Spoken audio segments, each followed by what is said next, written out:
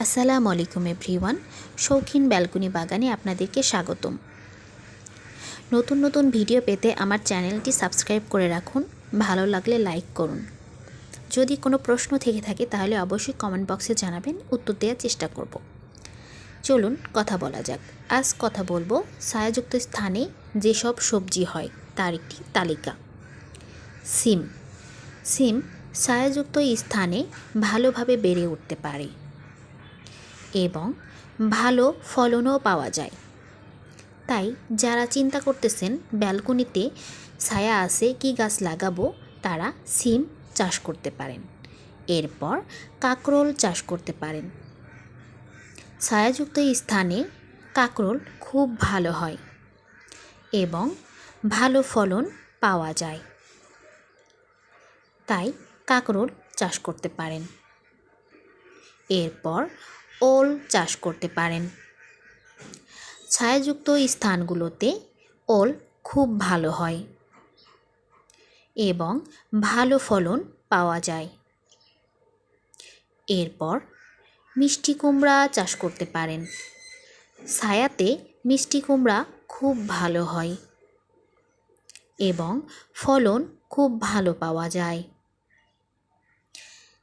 এরপর ধুন্দল চাষ করতে পারেন।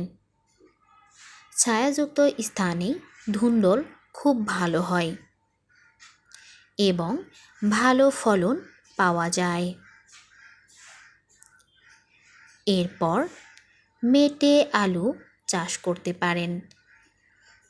ছায়াতে মেটে আলু খুব ভালো হয় এবং ভালো ফলনও পাওয়া যায়।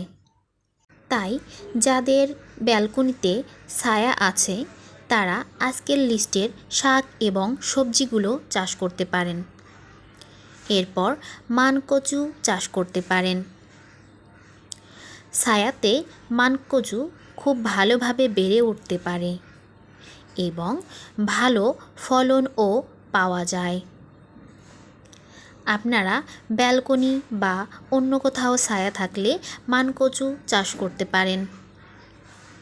এরপর সজনে ডাঁটা চাষ করতে পারেন। ছায়াতে সজনের ডাঁটা খুব ভালো হয় এবং ভালো ফলনও পাওয়া যায়। গাছ লাগানোর আগে প্ল্যান করে লাগানোই ভালো, তাহলে ভালো ফলন পাওয়া যাবে। এরপর গ্রীষ্মকালীন টমেটো চাষ করতে পারেন। ছায়াতে গ্রীষ্মকালীন টমেটো খুব ভালো হয় এবং ভালো ফলনও পাওয়া যায়। শুধুমাত্র গ্রীষ্মকালীন টমেটো ছায়াতে হয়। এরপর মাশরুম চাষ করতে পারেন। ছায়াযুক্ত স্থানে মাশরুম খুব ভালোভাবে বেড়ে ওঠে এবং ভালো ফলনও পাওয়া যায়। তাই আপনারা মাশরুম চাষ করতে পারেন। এরপর ছায়াযুক্ত স্থানে যেসব শাক ভালো হয় তার একটি তালিকা। চলুন তাহলে জেনে নেওয়া যাক। আপনারা পুদিনা পাতা চাষ করতে পারেন। ছায়াযুক্ত স্থানগুলোতে পুদিনা পাতা খুব ভালো হয় এবং ফলনও ভালো হয়। এরপর লাল শাক চাষ করতে পারেন। ছায়াযুক্ত স্থানে লাল শাক খুব ভালো হয় এবং ভালো ফলনও পাওয়া যায়। তাই আজকের লিস্টের শাকগুলো ছায়াযুক্ত স্থানে লাগাতে পারেন। এরপর বিলাতি ধনিয়া পাতা।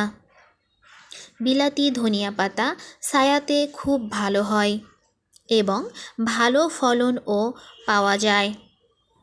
আগে থেকে যদি লিস্টগুলো জানা থাকে তাহলে আপনাদের গাছ লাগাতে সুবিধা হবে। এরপর পালং শাক চাষ করতে পারেন। ছায়াযুক্ত স্থানে পালং শাক খুব ভালো হয় এবং ভালো ফলনও পাওয়া যায়। তাই আপনারা ছায়াতে পালং শাক চাষ করতে পারেন। এরপর কচু শাক চাষ করতে পারেন। ছায়াযুক্ত স্থানে কচু শাক খুব ভালো হয় এবং ভালো ফলনও পাওয়া যায়। তাই আপনারা ব্যালকনিতে টবের ভিতরে কচু শাক চাষ করতে পারেন। এরপর পুঁই শাক চাষ করতে পারেন। ছায়াযুক্ত স্থানগুলোতে পুঁই শাক সবচেয়ে ভালো হয় এবং ভালো ফলনও পাওয়া যায়। পুঁই শাক রৌদ্র থেকে ছায়াতেই ভালো হয়। এরপর ধনিয়া পাতা চাষ করতে পারেন।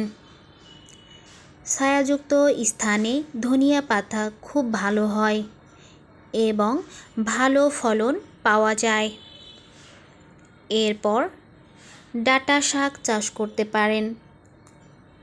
ছায়াযুক্ত স্থানে ডাঁটা শাক খুব ভালো হয় এবং ভালো ফলন পাওয়া যায়। তাই আপনারা চেষ্টা করুন ডাঁটা শাক চাষ করার। এরপর কলমি শাক চাষ করতে পারেন।